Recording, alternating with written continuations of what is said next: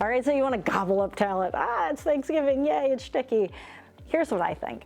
One of the things I've noticed as I look back over this past year, and really 2021 as well, just think about coming out of the post-COVID quarantine, everyone just kind of shot out like a rocket with job openings, and all of a sudden there were so many more hiring opportunities than candidates available, right? So we all said it's so hard to find people. And there's truth in that, there really is. If I have a client call me about a job opening, I don't promise that we have somebody tomorrow.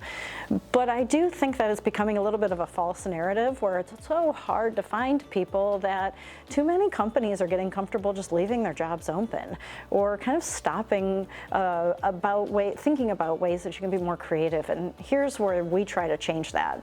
If it was so hard to find people, we wouldn't exist. Capstone's doors wouldn't stay open.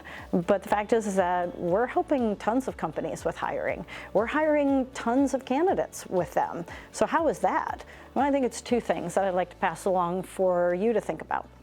Number one, it's because too often we get stuck in a rut thinking about just one profile. It's just one set of experiences, one set of compensation ranges, and one location. The world just doesn't work perfectly like that. And so when we talk with companies, the one thing I always try to say is, let's look at all your options before we get into the market, waste 90 days, and then realize that didn't work. The second thing is location. And you don't have to have me preaching that to you. The fact is that that's what candidates tell us. When people call us and say, I'm thinking about making a job change, they bring up remote or hybrid first and foremost, and sometimes it's the primary motivator. And so there are candidates out there, and you might not be seeing them because you only have one location advertised. You're not willing to step out and meet them where they live. You expect that you want them to live where you are, and that's just not realistic anymore.